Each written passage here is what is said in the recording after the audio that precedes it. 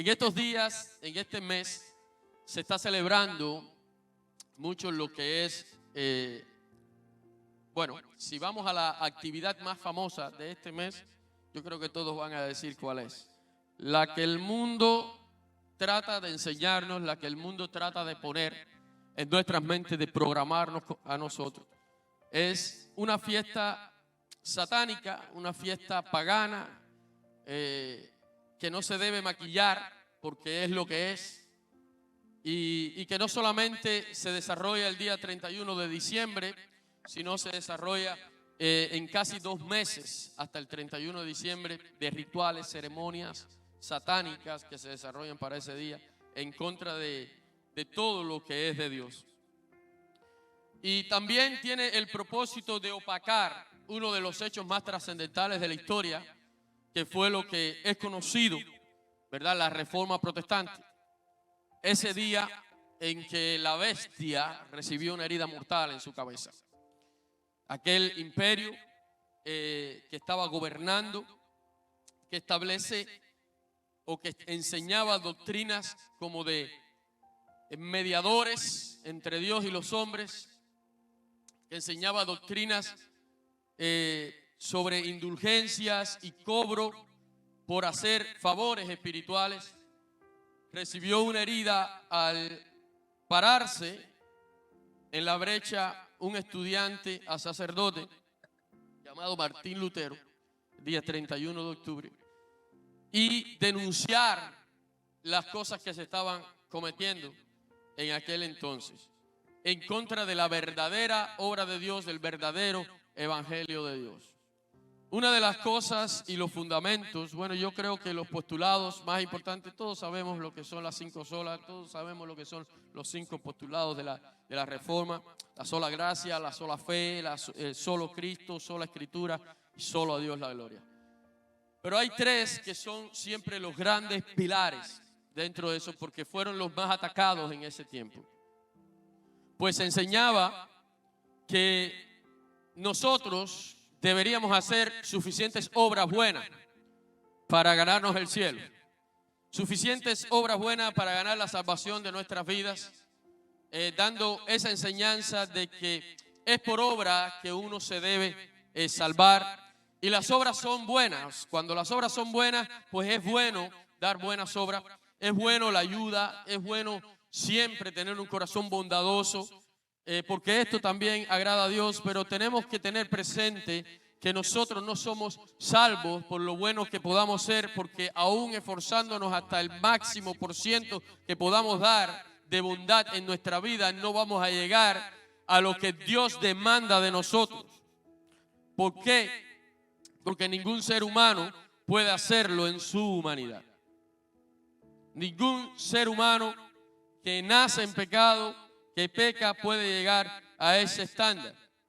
Por tanto, es solamente a través de la fe y a través de la gracia de Dios, que se obtiene mediante la fe, que podamos nosotros recibir esa salvación de parte de Dios. El apóstol Juan, allí en su primera carta, dice en el capítulo 2, Cristo nuestro abogado. Hijitos míos, estas cosas os escribo para que no pequéis. Y si alguno hubiere pecado, abogado tenemos para con el Padre, a Jesucristo, escuche bien, el justo.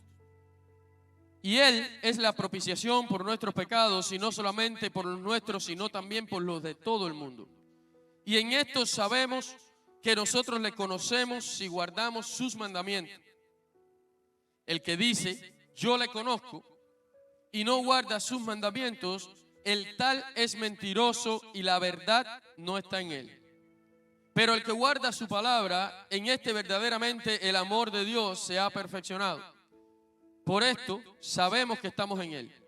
El que dice que permanece en él, debe andar como él anduvo. Lo primero que vemos en este escrito del apóstol Juan es que tenemos un abogado. Y cuando nosotros estamos en problemas judiciales, cuando tenemos algún problemita con la ley, qué importante es tener un buen abogado. Qué importante tener además ese abogado justo, recto, fiel, que sabemos que por mucho que le ofrezca el lado contrario no se va a vender para allá. Cuando tenemos un caso judicial y buscamos de un abogado, la primera duda que tenemos es, bueno, ¿hasta dónde va a ser fiel? ¿Hasta dónde se va a mantener justo en sus principios y en tratar de defender mi causa? Y el apóstol Juan nos comienza a decir que nosotros tenemos un abogado sin igual. Un abogado que nos ayuda aún para que nosotros no pequemos. Un abogado que está aconsejando, que está guiando, que está animando, que está poniendo en nuestro espíritu, en nuestro corazón, enseñarnos a desechar todo pecado, todo lo que no viene de Él. Pero también en el momento que en nuestra humanidad caemos en un pecado, ¿por qué? Porque nosotros, los seres humanos, escuche bien, aquellos que somos redimidos por el Señor, aquellos que hemos encontrado gracia a los ojos de Dios y somos salvos por esa gracia y por esa misericordia, no somos infalibles. Nosotros caemos en pecado muchas veces. Es más, casi todos los días, por un pensamiento, por lo que sea, podemos cometer un pecado que no es más que una ofensa a Dios. Pero aun cuando esto llegara a suceder, aún inconscientemente y sin deseo de hacerlo, podamos caer en una tentación, un pecado, tenemos a uno que sí se mantuvo justo, que sí es infalible, que no va a fallar en nada y que no pecó y que nos representa como ese abogado delante de Dios. Que cuando nosotros cometemos la ofensa, la falta delante de Dios, entonces viene su gracia y se pone de intermedio entre Dios y nosotros. Y entonces somos mirados por el lente limpio y puro del Hijo de Dios, el cual se entregó por nosotros y el cual es el que nos defiende delante del gran y supremo juez, que es el Padre. Por eso Martín Lutero, cuando leía esta parte de la Escritura, decía: bueno, no hay otro abogado, no hay otro intercesor, no puede haber otra persona intermedia entre Dios y el hombre, sino Jesucristo, hombre. En Hebreos 12:24, primera de Timoteo 2:5 podemos leer que no hay otro mediador entre Dios y los hombres, solo Jesucristo, hombre. Porque solamente Él es justo, sin pecado, y solamente Él puede abogar por nosotros ante la santidad de Dios. Por su gracia, no por las obras que podamos hacer, pero sí por la fe en Él podemos alcanzar tal defensa y tal justicia. Pues su justicia es imputada a nuestras vidas en el momento que creemos en Él. Él es la propiciación. Nadie más ha sido capaz de entregarse sin haber cometido pecado, sin merecer una culpa. Nadie más se ha entregado para dar salvación a aquellos aún que le han rechazado. La iglesia imperante en aquel tiempo pues hablaba de que había que hacer ciertas cosas y buscar ciertos mediadores como los papas de aquel tiempo para que intercedieran entre el pueblo común y Dios, que fueran el camino y que fueran el puente. Pero sabemos por la Escritura, por la sola Escritura, solamente por la palabra de Dios, la cual constituye nuestra única norma, nuestra única regla de fe y conducta, el único mapa que nos oriente hacia las verdades espirituales. Sabemos a través de la Escritura que solamente existe un mediador que vino, se entregó, que fue puro y justo y que ascendió a los cielos e intercede por nosotros desde allá. Y que un día volverá a buscar a ese pueblo fiel. Por tanto, era necesario la protesta, era necesario aquel momento, porque de allí resplandeció nuevamente la luz del verdadero evangelio. De ahí en adelante comenzó a abrirse las Biblias, que no era de conocimiento al pueblo común, comenzó a traducirse al lenguaje común de los pueblos, aquello que solamente la iglesia imperante tenía en su posición y podía sacar cualquier clase de doctrina y transmitirla tras generaciones, porque solamente ellos tenían el libro que hablaba, la palabra escrita de Dios. Y por eso reconocemos ese día con tanto honor, con tanto respeto, con tanta importancia, aunque el diablo ha querido poner festividades para que se olvide el día principal, el día que renació en los pueblos, en los corazones de las personas comunes, el verdadero evangelio de Dios, que habla de que no importa lo que hagamos, nunca vamos a poder alcanzar nuestra salvación. Si solamente creemos en Cristo, entonces podemos alcanzar salvación.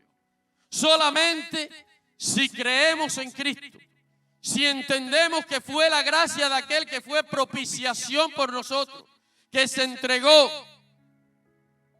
en el cual nosotros somos justificados, si lo creemos con esa fe genuina que nos permite abandonar todo contacto, todo lazo con el mundo, entonces podremos alcanzar salvación. A veces pensamos que para alcanzar salvación, como decíamos, debemos ser súper perfectos, súper santos, aquellos que no fallan en nada. No es así, hermanos. Nosotros vamos a fallar, porque el único que no falla se llama Dios, porque el único que es perfecto se llama Dios, porque el único que jamás falló se llama Jesucristo el justo. Nosotros, a pesar de ser hijos de Dios, mientras estemos en este cuerpo de sangre, de carne, en este cuerpo de mortalidad, vamos a fallar. Pero a través de nuestra fe podemos alcanzar la misericordia y la gracia de Dios. Solamente en la fe en aquel, no en ningún hombre, no en ningún ídolo, en la fe en aquel que tuvo el valor y el amor suficiente para entregarse por nosotros. Hoy muchos desconocen esto. Solamente a través de Cristo podemos alcanzar la salvación que Él nos da por su gracia. Solamente por la fe en Cristo, conforme a la Escritura de Dios. Porque solamente de esa manera es que vamos a poder darle la gloria a Dios. Si nosotros tuviéramos la capacidad de salvarnos a nosotros mismos, la gloria sería nuestra.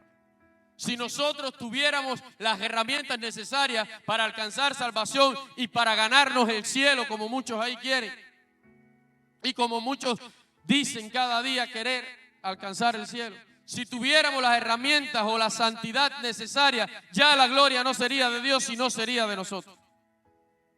Si algún hombre, por santo que se quiera llamar, por sublime que se quiera hacer, fuera capaz de interceder por nosotros de tal manera que alcancemos salvación y que vayamos al cielo, solamente con el hecho de obedecer a esa persona que es tan humana y tan pecadora como nosotros,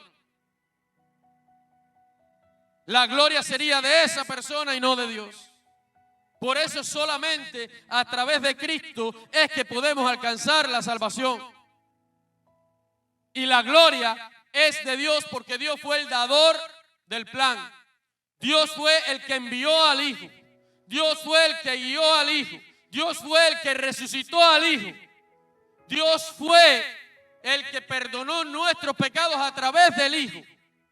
Por tanto, toda la gloria de esa manera es solamente de Dios y no de ningún hombre y no de ninguna religión y no de ningún culto. Solamente de ese que fue creador, de ese que es creador de todo lo que existe, incluyendo el plan que nos salvó a nosotros. El plan más hermoso de la historia. El plan de la redención para la humanidad. Muchos hoy piensan que con hacer todas estas obras, con dedicarse a una religión en específico, pueden alcanzar la salvación. Pueden alcanzar esa salvación que los va a llevar a una eternidad con Cristo. Pero lo único que somos llamados a obedecer es la palabra de Dios. El apóstol Juan acá lo deja claro. Dice, y sabemos, y en esto sabemos, que nosotros le hemos conocido. En otras palabras, que somos de Él, que permanecemos en Él y que somos salvos por Él. Si guardamos su palabra, si guardamos sus mandamientos. No podemos decir que conocemos a Dios, como dice aquí el apóstol Juan, y hacer aquello que pertenece al mundo. No podemos decir que somos portadores y somos ganadores a través de la gracia de Cristo de esa salvación tan grande si mantenemos los lazos que nos conectan con el mundo, celebrando festividades del mundo y obedeciendo mandamientos del mundo. Hay una sola manera y hay un solo camino para esto. Y es a través del cumplimiento de la sola Escritura, los mandamientos de Dios. ¿Qué dice el próximo versículo? El que dice, yo le conozco y no guarda sus mandamientos. Mire, no se engañe más. Si usted dice, yo conozco a Dios, oh, yo amo a Dios, Dios me ha salvado, Dios mora en mi vida, pero sigo haciendo lo que yo quiera, lo que se me antoja, y lo que este mundo pone a mi alcance, pues me voy detrás de ellos. Y bueno, después me acuerdo de Dios y digo, Dios, tú sigues siendo mi Dios. Dice la palabra de Dios y no lo digo yo. Dice la palabra salida de la boca de Dios, el tal es mentiroso y la verdad no está en él. Por tanto, no va a poder engañarse ni aún a sí mismo, ni aún a su conciencia. Porque es necesario que si le conocemos a Dios, si decimos amar a Dios, debemos cumplir los mandamientos de Él, debemos vivir por sus leyes. Y no solamente eso, vamos a ver qué más dice la palabra de Dios. Dice, ese que guarda su palabra, en este verdaderamente el amor de Dios se ha perfeccionado. Por esto sabemos entonces que sí estamos en Él. ¿Ah? Pero el que dice que permanece en Él, debe andar como Él anduvo. Una de las características de la iglesia de aquel tiempo, de la protesta, de la reforma protestante, era esta. Muchas veces predicaban cosas buenas, pero por detrás hacían todo lo contrario. Muchas veces predicaban de que había que amar al prójimo, pero era aquella iglesia precisamente la que esclavizaba, la que ponía grandes impuestos sobre las personas que no tenían que comer, las que daban castigos que ellos mismos no podían cumplir. Si nosotros decimos amar a Dios, si decimos que el Señor mora en nosotros, si decimos que un día iremos al cielo y a una vida eterna con Jesús, ¿qué debemos hacer? Número 1, reconocer que es por gracia y los méritos son de Él. Número 2, que es a través de la fe.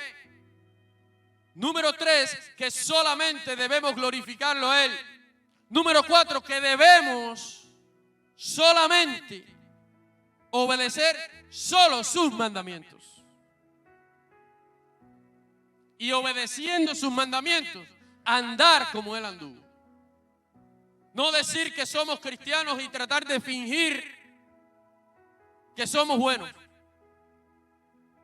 Y tratar de fingir hacer cosas buenas. Y tratar de fingir un evangelio que quizás no vive en nuestro corazón, sino ponerlo en práctica y andar como imitadores de Cristo Jesús en esta tierra. No hay otra manera de permanecer en Él. Escúcheme, aquel que permanece o que persevera hasta el fin, ese va a ser salvo. Eso quiere decir aquel que está en Él hasta el fin. Y la manera de estar en Él hasta el fin es tratar de imitarle en todo y andar, seguir sus pisadas. ¿Qué es lo que quiere decir? La palabra o el nombre con el que nos hacemos llamar hoy, cristianos. Seguidores de Cristo, imitadores de Él, practicantes de su palabra. ¿Sabe lo que quiere decir practicantes de su palabra? Que podemos sabernos la Biblia de memoria y eso no nos salva. Que podemos tener los más grandes estudios y logros académicos y eso no nos salva. Eso no nos va a hacer cristianos a nosotros. Que podemos buscar la religión que sea y la religión no nos va a salvar. Que solamente vamos a permanecer en Él cuando hacemos su voluntad, le imitamos a Él y andamos como Él anduvo. No es por saberla, es por practicarla. Es por ser igual al modelo, al maestro, al ejemplo. Permite el Señor que entre todos los que estamos sentados aquí, el Señor halle corazones conforme a estas pautas, conforme a estos fundamentos. Corazones llenos de fe. Corazones que solo glorifiquen a Dios, porque solamente Él es digno de toda gloria y todo honor. Corazones que sigan sus mandamientos al pie de la letra. Y por ahí usted puede pensar, ay, qué difícil es cumplir los mandamientos de Dios. Yo he escuchado muchas personas que dicen, ¿quién va a cumplir los mandamientos de Dios? Le voy a decir una cosa, el Señor dio mandamiento a los hombres porque sabía que podíamos cumplirlo. Si no, no los hubiese dado. No, pero es que los 10 mandamientos, eso es algo muy imposible de cumplir. No, no son 10. Son 2. Son 2. Solamente debemos cumplir 2 mandamientos que se pueden cumplir, que podemos cumplirlo. Porque el Señor Jesucristo nos lo dijo porque Él sabía que nosotros podíamos cumplirlo. En Él, si permanecemos en Él y si andamos como Él anduvo. Amarás al Señor tu Dios. ¿Cuántos aman al Señor? Pero con toda tu mente. O sea, no es amarle a Él a la ligera. No es amarle a Él hasta que otra cosa ocupe un lugar que solamente pertenece a Él en nuestras vidas y nos vayamos tras eso. O lo dejemos al Señor por un ratito ahí sentado, aislado y nos vayamos nosotros. No. Amarás al Señor tu Dios con toda tu mente y con toda tu alma y con todo tu corazón. ¿Es posible hacerlo? ¿Es posible amar a alguien así? ¿Es posible amar al Señor de esa manera? Claro que es posible. Ese es el primer mandamiento. Y el segundo mandamiento es similar a este, dijo el Señor. Y amarás a tu prójimo como a ti mismo. No se atormente por 10 mandamientos. Cumpla esos 2. Porque dice la palabra de Dios que ahí está toda la ley y todos los profetas en esos 2 mandamientos. Tengamos un corazón lleno del Señor.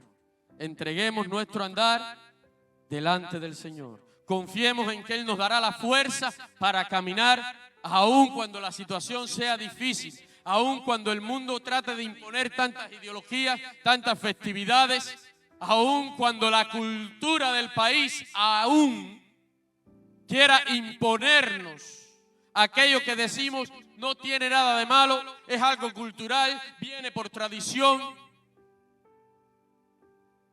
Mire, les voy a decir brevemente y con esto voy a terminar. Me entristece grandemente ver pastores, ver iglesia celebrando el día de Halloween.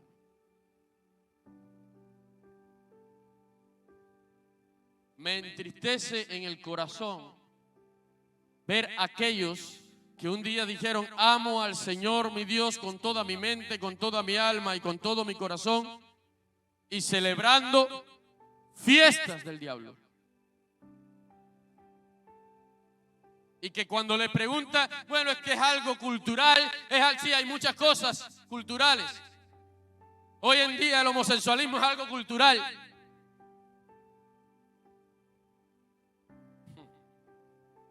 No nos vamos a meter ahí ahora. Este es tema para otro día. Pero no se trata de cultura. Se trata de lo que la palabra de Dios, la sola escritura dice. Lo que no es de Dios es del diablo. Y más cuando es tan visible que es del diablo.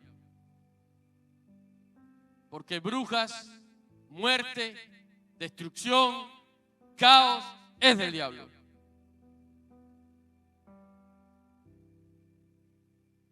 No participemos en las obras infructuosas de las tinieblas, porque nosotros somos llamados a ser hijos de luz. Hijos de luz. Oremos por aquellos que aún permanecen engañados, que pueda resplandecer el evangelio de verdad en cada corazón, como aquel 31 de octubre en aquella catedral de Wittenberg, Alemania. Comenzó a resplandecer en toda aquella comunidad y después en todo el mundo el evangelio de verdad. Vamos a orar. Amado Dios, te damos las gracias por lo grande y misericordioso que tú eres. Porque no somos merecedores, Señor, de tanta bondad, de tanto amor, de tanta gracia. Por eso es gracia. Señor, pero tenemos la fe. Esa fe que nos acerca a ti.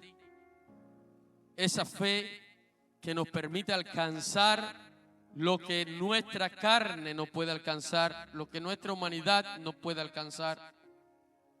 Y que a través de tu Hijo Jesucristo podemos llegar a ser hijos tuyos. Padre, gracias, porque nada ni nadie podrá detener la luz del evangelio de la verdad, porque tú eres el solo soberano. Y aunque haya oposición, aunque hayan huestes poderosas de maldad, de tinieblas, que quieran opacar tu evangelio, que quieran ocultar la verdad que se encuentra en tu palabra, sabemos, oh Dios, que este evangelio del reino será predicado hasta el fin del mundo y nadie podrá detenerlo. Permite que nosotros seamos portadores de esa palabra fiel, predicadores de esa buena nueva, que el Señor Jesús murió por salvar a los pecadores y resucitó para que, como Él ha resucitado, nosotros un día también resucitemos y vivamos eternamente contigo. Que seamos portadores, Señor, de esa gran noticia y que nada ni nadie pueda maquillar el verdadero evangelio que se encuentra en ti y en tu palabra. Permite que nuestros corazones no se dejen arrastrar por corrientes culturales, ideológicas, que nuestra vida esté centrada en la verdad y en el testimonio tuyo, y que podamos, Señor, andar en esta tierra con el mayor de los ejemplos, siguiendo tus pisadas, viviendo tu palabra, cumpliendo tus mandamientos. Que el amor sea el fundamento, el amor a ti, el amor al prójimo, sea lo que moldee nuestras vidas, oh Dios.